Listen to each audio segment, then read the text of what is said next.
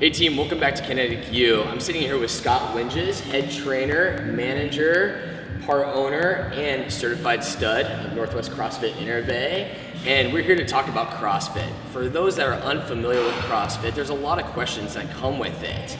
And we're here to just answer all those questions. And so what I want to start with first, Scott, is really, what is CrossFit? Yeah, it's the most common question probably we get. So CrossFit is defined as constantly varied high-intensity functional fitness, which doesn't necessarily mean a whole lot to the average person, but basically it means that our workouts change constantly, so it's a lot of variety in a lot of different ways. The intensity part, the workouts are not usually easy, pretty much challenging for everyone, but it's a scaled intensity, right? So it's going to be hard for somebody that's been doing it for 4 years and hard for somebody that's day 2, you know? But not necessarily in the same way. And then the last part is functional fitness, means that our movements that we do are things that you might see in everyday life. So things like picking things up, putting them up overhead, you know, basic gymnastics, pull-ups, push-ups, that type of stuff. You see a lot of those type of movements. So that's really, in a nutshell, what CrossFit. Awesome. Yeah. Well, what makes CrossFit different from other fitness systems out there?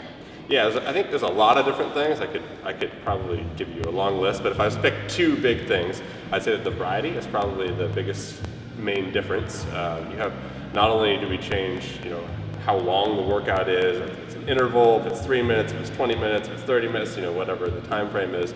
We do powerlifting, Olympic lifting, we do gymnastics, running, rowing, jump roping. I mean, we do so many different things that it's hard to see much fitness programs that do provide that type of variety. Sure. So I think that's probably one of the biggest things. Other thing is definitely that community aspect that we have is really unique. I think it's hard to describe just how cool it is to work out with these people. You kind of get to know everyone in the class, and you have this sense of camaraderie when you struggle sometimes through the workouts, sure, or crush the workout. Yeah. Either way, you do build that kind of sense of camaraderie, which is really unique, I think. Got it. Well, what are common questions that you get from prospective members? Yeah, so common questions besides what is CrossFit, I'd say the most common I get is, am I in good enough shape to do CrossFit? Sure. You know, I come into CrossFit and do I need to work out for 3 months before I can come in or whatever? And no, you don't need to. We have a beginner series, we do an on-ramp that kind of takes people and breaks things down a little bit to get you into it. And then the whole point is that we do scale things, right? So whether you're next to somebody that's been there for 5 years, or you're, you know, it's day 2 or whatever it is for you, the workout's not necessarily going to look the same, but it's the same idea. So you scale it, so whether it's less weight or the movements are changed up a little bit, but you still do the workouts together. So you don't need this background necessarily. Sure. The other one sometimes I get is like, you know, people see it on TV or something and they go, oh, there's no way I can do that. And it's like, it's not necessarily a question, but it's like, no, like the whole point is this is what my job is to get people prepared to the point where they can actually potentially do things like pull-ups and, you know, get themselves into these movements that they might look at and go, there's no way I can do it, but there's progressions for these things, and that's part of what we do. Well, what would you tell a potential member who expresses concerns about getting injured? Yeah. What would you say to that member? This is a big one. This is something we take very seriously. Obviously, we've partnered with you guys, Kinetic, a little bit here, so we work on trying to make sure that our warm-ups and cool-downs and the workouts itself are, you know, something that we have people that are prepared for the movements and as safe as possible. But that being said, as soon as you leave your couch, obviously your chance of injury goes up. You could slip, you could trip, you know, fall, whatever happens. Any sort of physical activity comes with some inherent risks. With that being said, I think CrossFit statistically is actually pretty low on the spectrum compared to other sports, certainly less than sports like basketball and stuff like that. Sure. So it's something that we do take very seriously, because obviously if everyone's hurt, then they're not doing our programming, and so they're not making progress. So you wouldn't see the progress if everyone got hurt doing it. Right. So, but it's a concern. It's something that, you know, for any physical fitness program, safety should be really right up there with what you're programming, what you're doing, what your trainers are trained to do. Yeah. So. Well, the CrossFit Games just finished up last month, and without a doubt, it's becoming exponentially more popular to watch. And, you know, they're seeing the fittest athletes in the world endure the biggest test of like mental and physical stamina. And with that exposure, I think people might perceive that as being kind of a norm. Like people will see the workouts as being something that's also endured by CrossFit members across the world on a daily basis.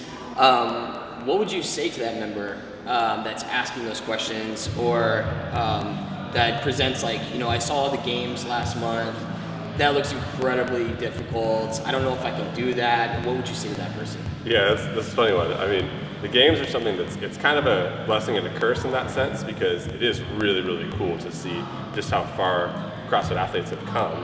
Athletically, the things that they're doing are just insane sometimes. Like, it's really cool to watch. And when somebody that's been doing it for a while, it's really it's just fun for me to watch. And I watch it somewhat religiously. But that being said, it does it's very intimidating. You watch these people doing crazy, crazy things, and it's not necessarily what we do in here. So something I would tell those members is, maybe 99% of the stuff that they do out there, I'm not going to have day one, you're not going to do 100 weight vest pull-ups in your workout. It's not something that I'm prescribing for you.